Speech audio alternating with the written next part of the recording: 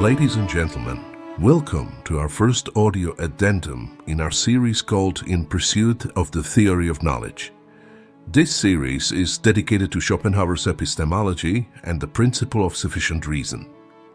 In this opportune moment, we reintroduce Schopenhauer's theory of knowledge against, on the one hand, superstitions and dogma that demand total obedience and which are based on no reason but ancient mythology and bad translations, and on the other hand, against the modern transhumanists, which, while paving the way for mass extinction events, are bastardizing the notion of science and instead, in the Orwellian fashion, are issuing final command to not only disbelieve own eyes and ears, but to believe made-up stories that are going against empirical evidence and basic reason. So, what are our options intellectually in this tempest of vitriol, this violent storm that is approaching, charged with the acrid taste of smoke and fury, the air so thick with tension that you can almost taste the bitter edge of despair riding on the wind? What should we do if not to provide and share intellectual ammunition with each other, based on rational solidarity, based on original humanistic ideas that were later hijacked by corrupt institutions and quote-unquote non-profit organizations? The principle of sufficient reason states that everything must have a reason for being as it is and not otherwise. It is the ultimate answer to human inquiry, compelling us to ask the question, why?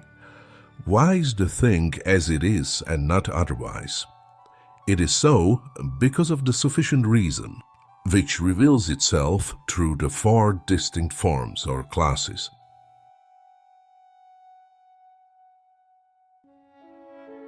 First class, principle of sufficient reason of becoming, deals with representations of empirical reality, with peculiar qualities of time and space, and with the law of causality, but ultimately with matter, which is necessary condition for the perceptibility of time and space. Schopenhauer says the following: if time were the only form of these representations, there could be no coexistence, therefore nothing permanent and no duration.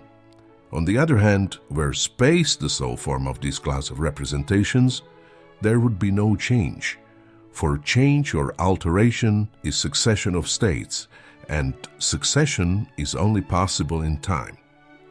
For now, however, it is enough to remember that the first class of representations, the world of our senses, material world, where we are bound to follow the laws of space, time and causality, is accessible to humans and animals alike. In the first class of representations, we ask for material causes of things, such as the rising temperature is the cause of boiling water, or gravitational force is the cause of the object falling. This is the realm of knowledge being studied by physics, chemistry, and biology. Second class of representations is governed by the principle of sufficient reason of knowing. These are concepts which are created with the help of abstract thinking, where we dispose of unimportant elements from complete representations that we consciously perceive in order to abstract only certain qualities in which we are interested in to create general concepts. We dismiss all particular details and differences from each single object while keeping those considered important. As an example, using our senses, we perceive hundreds of furry animals, each slightly different from one another, only to abstract certain qualities from each to create a general concept of the sheep.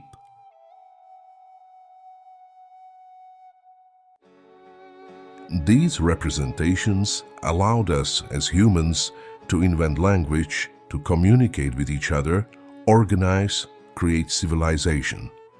Until now, abstract representations were available only to humans, with the exception of a few limited forms seen in higher animal species. However, with the emergence of advanced AI, we may not be the only entity capable of abstract thinking anymore. Here, we may ask, why is this statement correct? The answer is because it satisfies the reason of knowing for establishing either logical, empirical, transcendental, or metalogical truth.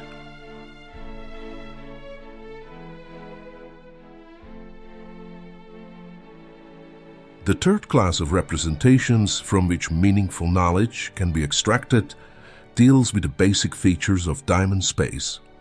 These are the building blocks of the underlying structure of our reality that are prior to and independent of any subjective experience.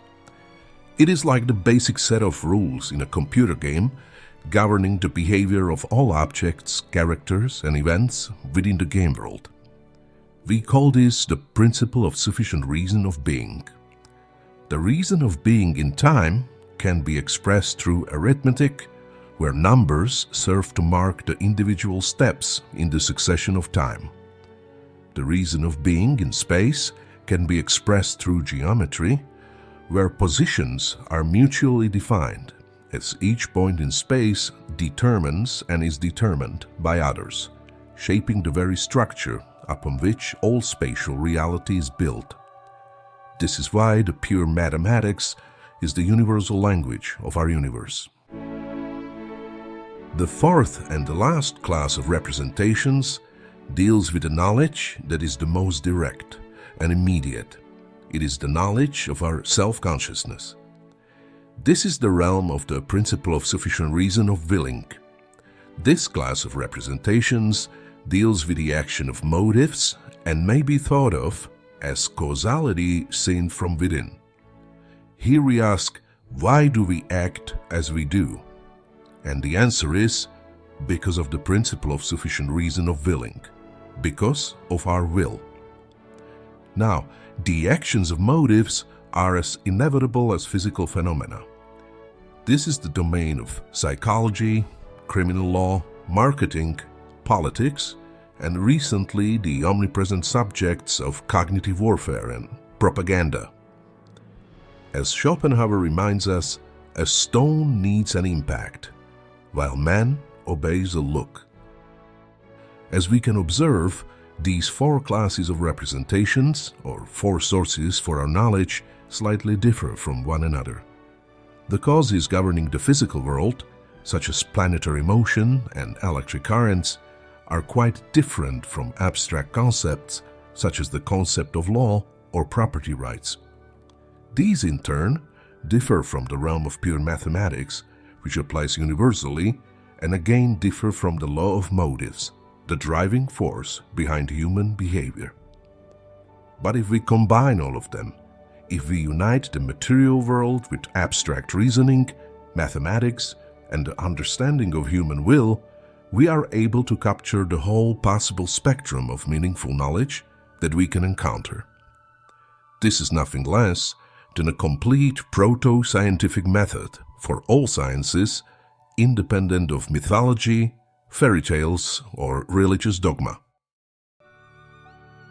In conclusion, let us finish this introductory exposition of Schopenhauer's epistemology by quoting his intellectual role model, the sage of Königsberg, Immanuel Kant. In his essay titled What is Enlightenment, he states the following: Enlightenment is man's emergence from his self-imposed immaturity.